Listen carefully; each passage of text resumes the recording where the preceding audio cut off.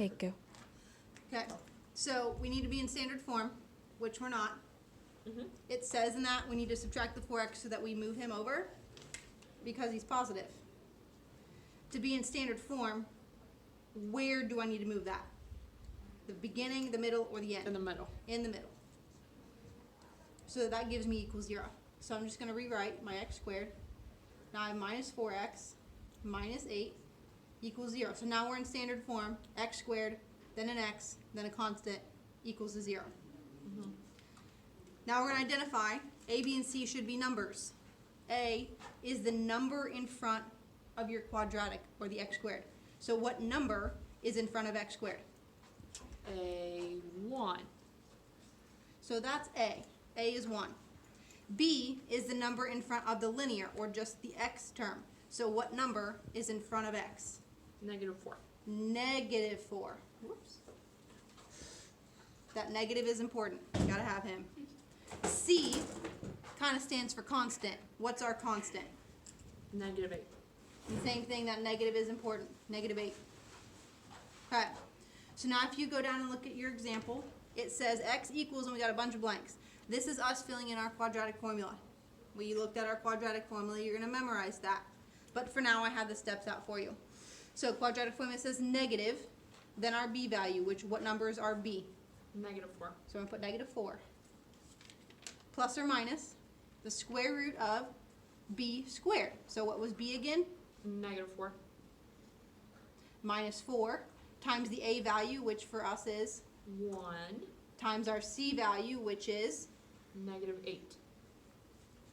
then the whole thing is divided by 2 times the a value, which is 1. 1. Okay, that's the setup. Now we're going to do a bunch of simplifying. Everything under the square root, but not including the square root, you can type into your calculator.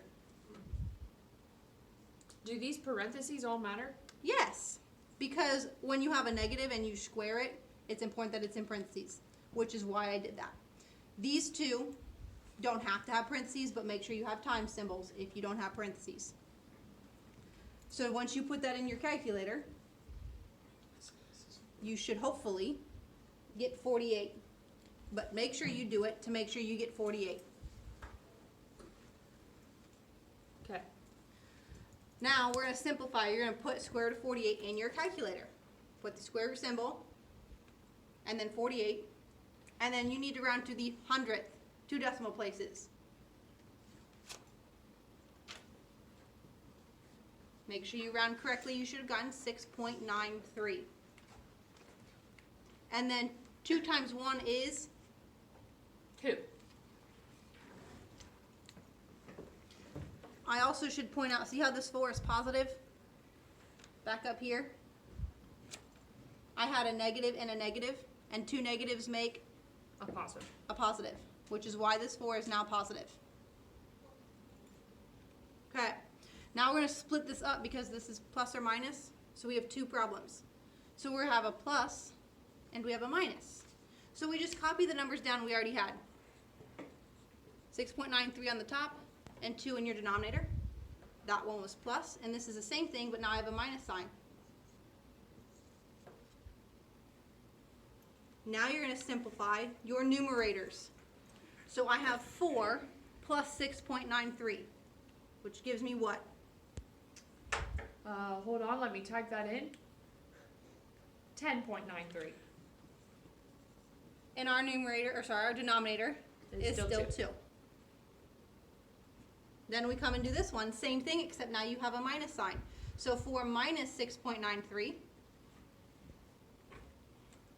Negative 2.93. And still divided by 2. Now you have just 2 fractions that you're going to type in your calculator and do your division. 10.93 divided by 2.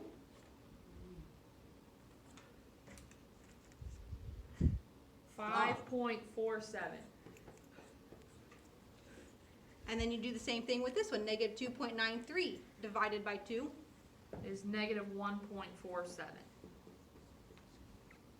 So those give you your 2 x values. And one way to check is back up our original equation, which I'll rewrite down here for you.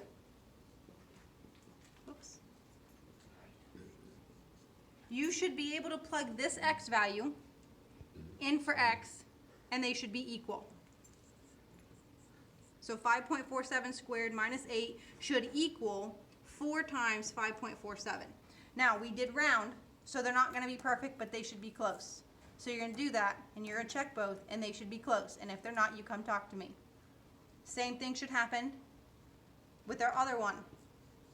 Negative 1.47 squared, parentheses matter, minus 8 should be equal or relatively close, because we rounded, to 4 times negative 1.47. And once again, if they're not close, you come talk to me, and we'll look to see what you did wrong. But those are your two answers.